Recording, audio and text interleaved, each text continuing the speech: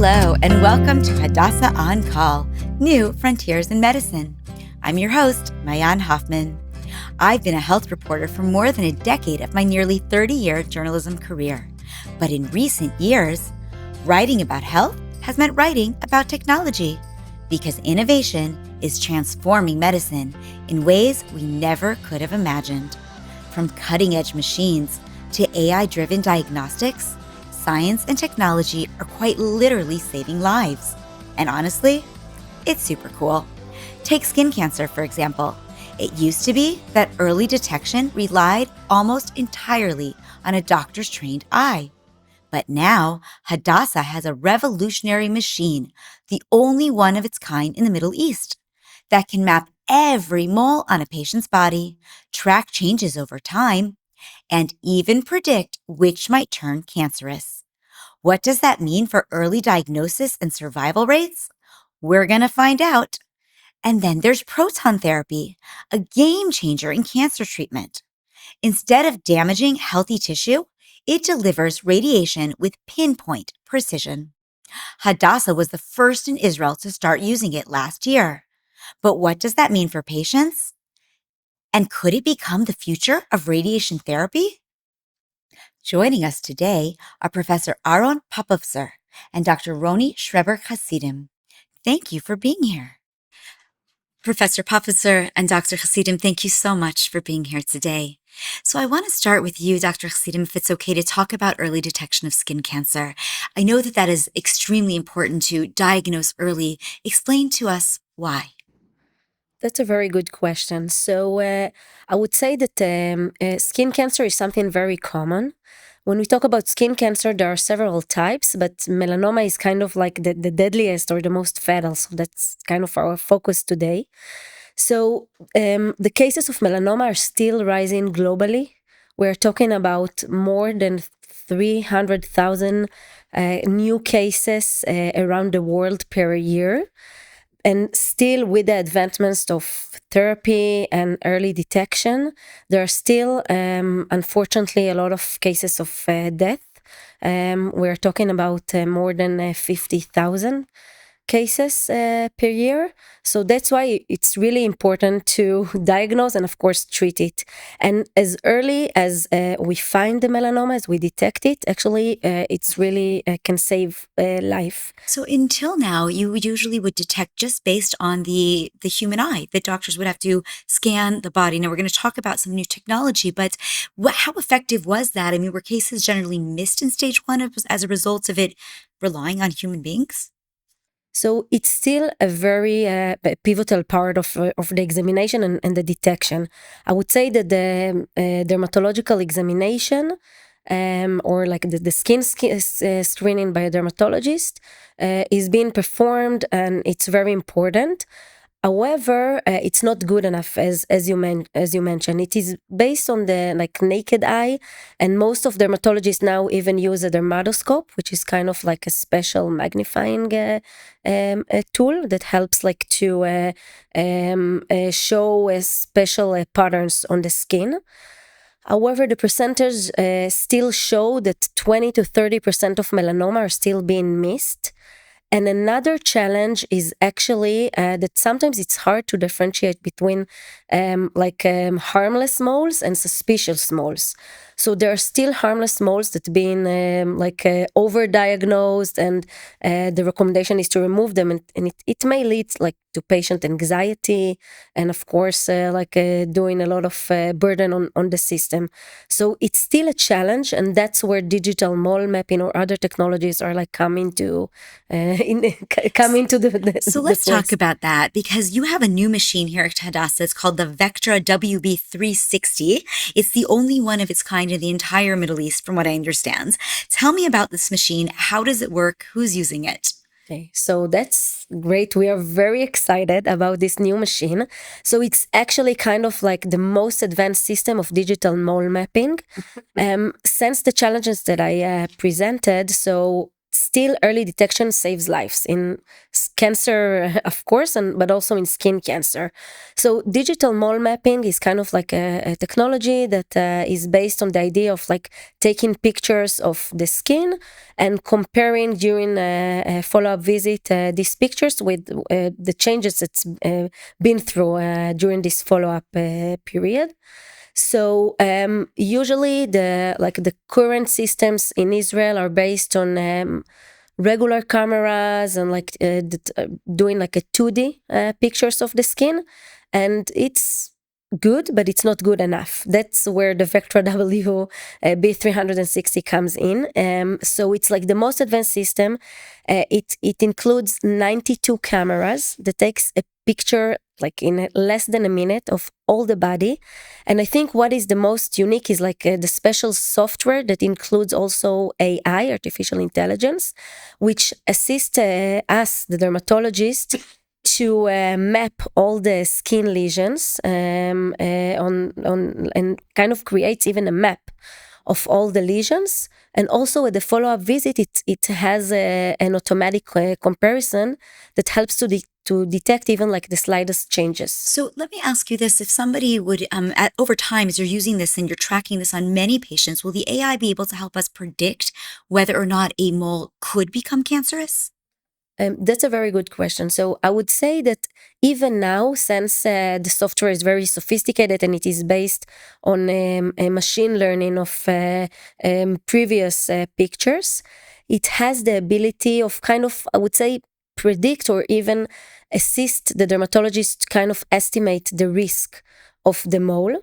So the first step when it's create the body map and all the lesions on the body, it's kind of like arrange all the moles in one map, and us, the physicians, can kind of filter the lesions according to color, size, and even like suspicious, I would say, or we call it a TPR, or like funny looking moles.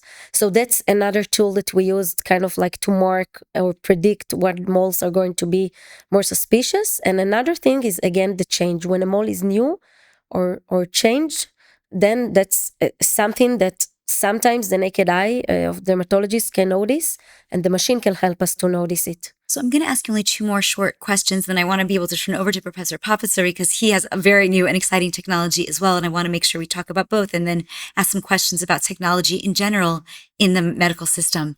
So just walk me through very short, in short, what is the experience like for a patient to use this machine, and how accessible is it for patients who do want to use the machine?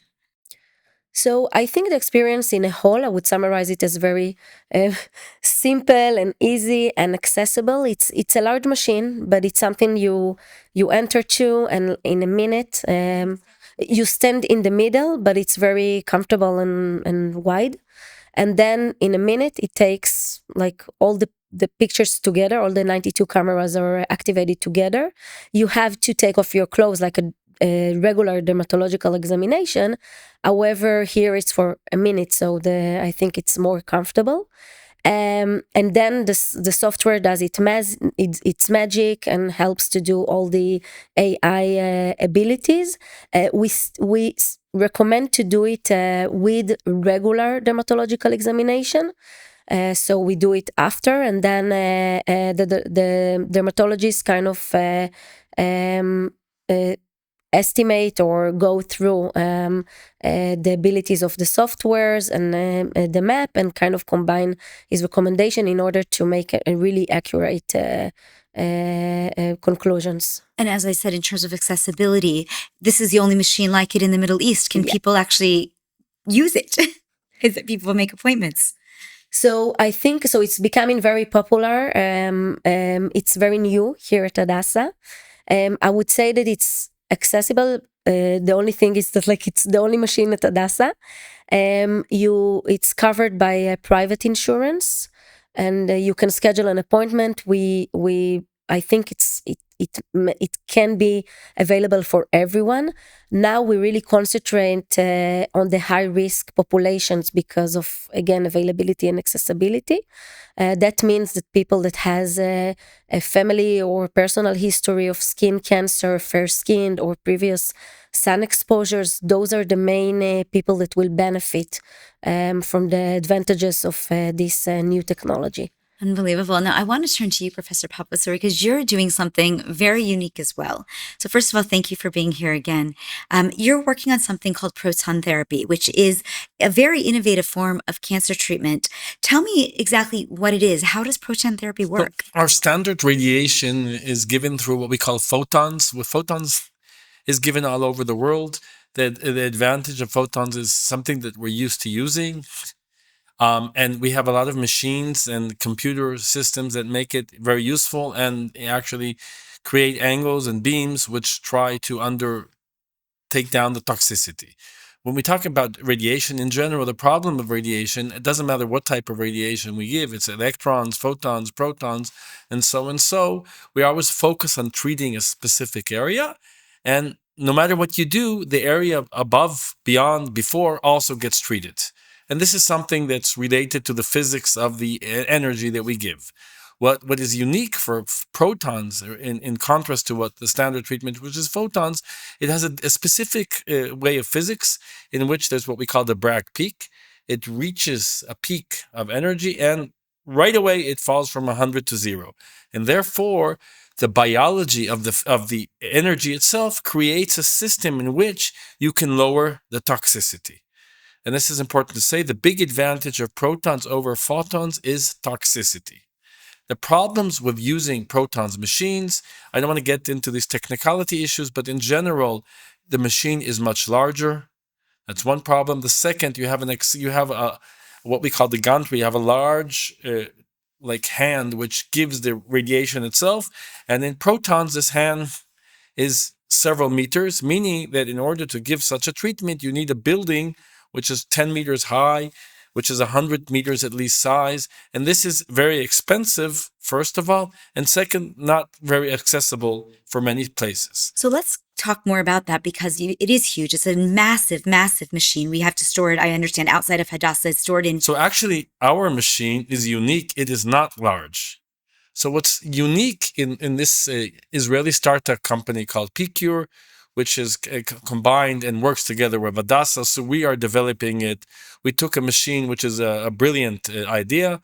We took it from the idea and we turned it into, we got an FDA approval, and we're able to use it by taking the machine step by step, validating it, making it from something theoretical to something that treats. And I can say in general, the problems with, and the advantage, disadvantage of any radiation is the most of the radiation are based on the fact that the patient lies down in a way, and you want to treat him from several angles, and you have this huge beam that has to go all over it. Meaning that you have this gantry, which is several meters, and you need 2 gantries, and you need also the diameter of the gantry, which is able to turn around. The idea that was developed here in PCure together with Hadassah is that instead of having the beam turn around the patient moves around the beam. And therefore we have one beam, which is 3 meters long, which is not very big. And the patient, instead of lying down, sits down on a chair. And it's such a simple idea, but what's great in innovations is always when you think of something that works at the end, you think, why didn't I think of this before? It's the easiest thing to do. So instead of moving the beam, you move the patient. And the patient sits in a chair, and we move the chair into 3 or 4 angles instead of moving the beam. And the patient is not very large. And therefore, we have the opportunity to treat a patient with a proton machine in a room which is not much larger than our standard photon machine. And this is the big difference, and this is unique for this machine. Furthermore, the fact that the patient sits down instead of lying down gives us many advantages. For example, many of these patients are claustrophobic, specifically when you put a mask on their face. And when you sit down instead of lying down, it's just easier. Now, for other reasons, for example, when we treat the lung, we always have the problem of gravity. and the lung moves. But when the patient sit down, the gravity helps us actually, because it takes the lung to a constant way that it's in the same area for a long time, and this is also better. So actually, I think that the revolution from what we're doing here together with PQ are two things. It's a unique proton machine, first, and second, everyone is thinking now about radiation after we started this, that maybe it's better to have the patient sit down in a vertical position instead of in the classic horizontal position. And this is something unique for what we're doing here in Hadassah. And I must say that obviously this is the first proton machine in the Middle East, as you mentioned before. And actually, this is the first vertical machine in the world. And we're very proud of that. What kind of cancers are you actually treating with the machine? And do you have any early results to show that it's working? So at this time, for reasons of our connections with the Israeli health system, we are treating mainly recurrent cancer. Those are frustrating and hard to treat in other options. We are treating brain, head and neck, spine, mediastinum, lung, and now we're starting to treat pancreas cancers, mainly focus on those patients who already were radiated, and therefore there is large toxicity that we really can gain from. It's not that we think that all patients need to be treated in proton machines, but I think that in any case in which the toxicity is terrible, you will gain a lot from the proton machines. And this is the main essence in what we're doing now. Now, why do we only have one? If this is working well, if it's small enough and it's FDA approved, couldn't we make it more accessible? Wouldn't other hospitals also be So I jumping think on that at board? the end of the day, we know that after our first study, we presented data from our first study. We've presented it lately in the PTCOG, which is the main proton congress, and people were thrilled about it. I think it's going to change in the world, and we already know that the company that we're together combining with is have relationships with Australia, United States, Europe. Regarding what happens in Israel, these are some political issues I don't really want to get into. No, of course. And I want to think now just more globally. I mean, we spoke about these very specific technologies that each of you are using, but are there other exciting advancements in your fields that you're starting to look into that we might see come down the pike in the near future? Dr. Xlidem, why don't you start? And then we'll... I think so. In the field of skin cancer, I think there are like two main focuses. One is, of course, improving the treatment and making more personalized treatment, also like targeted therapies and immunotherapies. So here at Hadassah, there are like a very strong team combining clinical and research, led by Professor Michal Lotem. And we're always searching for new targets for making better treatments with less toxicity, as Professor Popovitzer mentioned. And another focus, again, is early detection, because I feel in cancer, specifically as we mentioned in melanoma, when we detect cancer early, then we can like save life, or at least the treatment the therapies are easier. So at least on my plate, I try to focus on combining systems like Vectra WB360 and combining the morphological signs of skin cancer with finding even newer markers, molecular markers that can help us together to really detect the skin cancer early and kind of like understand better which moles are going to, as you say, to predict which moles are going to be cancerous and which aren't as early as possible. And what about you, Professor? So I think that what we're trying to focus on today in cancer is kind of similar to what Dr. Hasidim has discussed, which is AI. So we know that now the buzz is AI, but how can we use AI in order to improve our outcomes in cancer?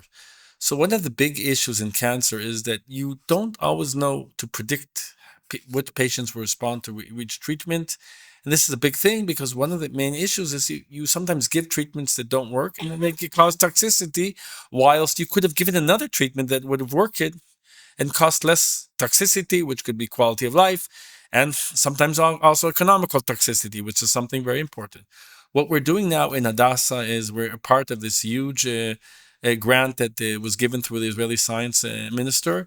We're doing liquid biopsies for all patients with cancer. Liquid biopsy is a way that you can take some samples from the blood, either DNA and RNA.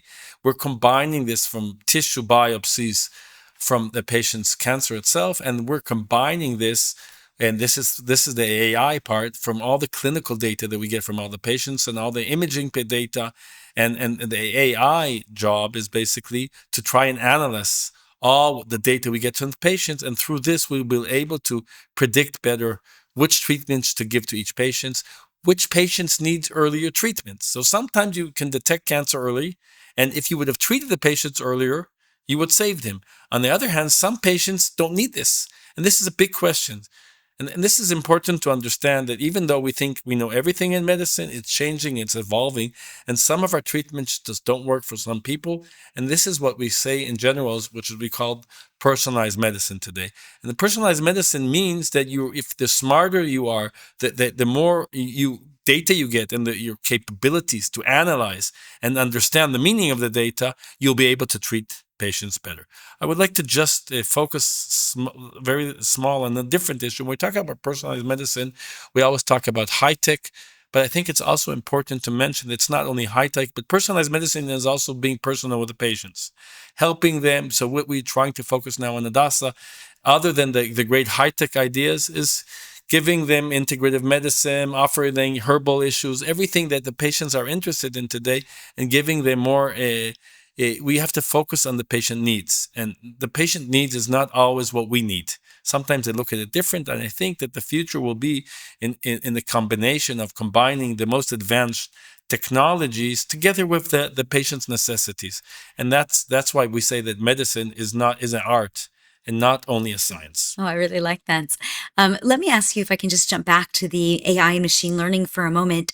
In terms of this, predictions being able to really happen and be effective, how far off do you think we are from seeing some of this truly come to fruition, so that we can really see a revolution around, being able to early diagnose or even pre-diagnose and stop a patient from being sick? So I think that if we go back to this whole idea of early detection and pre-diagnosis just 2 or 3 years, and we're seeing that it's moving so fast.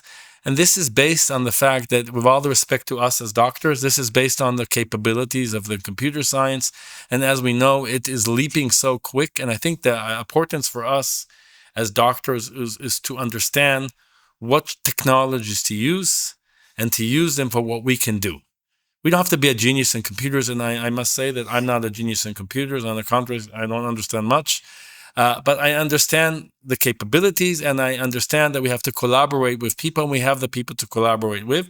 And I expect, I don't know what to say, because when 10 years ago, they said there would be an automatic car in 2 years. And if you drive in San Francisco, you can see these automatic taxis. But other than that, it's not that common now. But since it already arrived in San Francisco, I think that in 3-4 years, we'll see it all over the world. I think in the AI, we're in the same position. In 2-3 years, we'll start seeing these all over. And in 10 years, I hope that the medicine will change. You look like you want to give a comment. Is there something you want to add? I totally agree. I feel like once you start something and you see its advantages, like using AI, and like even based on studies, they showed it's really assists and aids us physicians in making this better decisions for our patients. So I feel once it started, it's kind of like going to burst. Still, I say it with cautious, because we always have to be aware, again, as Professor Popovitzer said, to the capabilities, but also the disadvantages, also ethical issues, of course. And really, the most, I would say, I don't want to say the most capable physicians, but like people that really kind of understand how to use it and how to use the advantages of these systems, they should be the ones that kind of lead the way. And luckily at Hadassah, we have the teamwork with the AI staff and the medical staff. And I think this is the main, this is the golden way. Well, and I think you're really leading into what is going to be my last question. I don't usually like to end on a negative note, but I do think we do have to discuss the challenges of this. What are the biggest challenges that are keeping this from doing the leap even quicker or even more effectively? What's holding us back if we have the technology, we have the knowledge? So maybe you'll start and you'll comment as well. I think the disadvantages or the challenges are still, first of all, on the technical level, of course. Second of all is mainly ethical, because we have to kind of better understand how can we rely on artificial intelligence without doing too much damage. I would say that in the field of dermatology and skin cancer detection, we still have to be cautious about it, because we see the abilities, which are amazing. However, the system is more sensitive than the physician. It will alert more than what really is, and that's why it's always we say that the AI doesn't replace the physician, but it assists. It means that you always have you have to combine it with the experience and kind of like the clinical context, which again the dermatologist and the physician has. And this is also going to be the future. What about you, Professor Batts? So I would like to start just by saying this is our last sentence, that I think that it is important to have strong collaboration, and specifically I think that this is an example that collaboration between the oncology center and the skin center is excellent, and this leads to improvement in our treatment for skin cancer. That's for sure. In general, when we talk about AI, I think that as I can see through projects that we're involved in for many years, AI is based on what we present it to think, and it's based on how we think it works. And unfortunately, in medicine, we're learning so many different things that are unpredictable. And the problem is that we think understand anything and everything. At the end, we're totally off. And then when you reach that idea and you plan and you program your AI for a specific issue, and it's just not there, then you can find sometimes that the tool does not only doesn't help you, it can cause damage. And therefore, I think what will happen with this AI tool is we will continue using with the conservative and standard medicine, and the AI will have to be for a while and more as a research project until we understand it strong enough in the research project, and then we can move and implement it in our everyday clinic. We've all been struggling with this war for way too many months, and one of the things that we're hearing anecdotally is that there are an increased number of cancer cases as a result of the war. Is that something that either of you in your fields are seeing? And if so, why would that be? Well, I think that we are seeing a little more younger patients with cancer, and I think that we all believe that cancer is related to stress, and that's one of the issues that might be related to the war. I think in general, when people are in stress, and that is not related to the number of cancers that are caused by stress, they go and are checked more and more by doctors, and then that might be in some way good. Cancers are detected earlier because patients and people in general are not focused on having trips around the world, but are focused on themselves and where they are, and then they get focused on each small pain that bothers them, and then they find themselves earlier to the doctor, in which way it might be also positive. So to conclude, I do see we're seeing a little elevation in younger patients' cancer, and on the other hand, earlier detection. I must mention that, like, regarding skin cancer, I haven't noticed an increase in the last 1 year and a half. I must say that skin cancer is kind of usually something, most skin cancers are kind of like developing a little bit slower. However, as a dermatologist, we did saw other, we call it like inflammatory skin diseases that are more related to stress, as that's what we know until now, like psoriasis, eczema, or atopic dermatitis. And these are the skin diseases that we saw that they kind of burst in the last 1.5 years. Yeah. Wonderful. Well, thank you both so much for providing your insights today. Thank you. Thank you very much.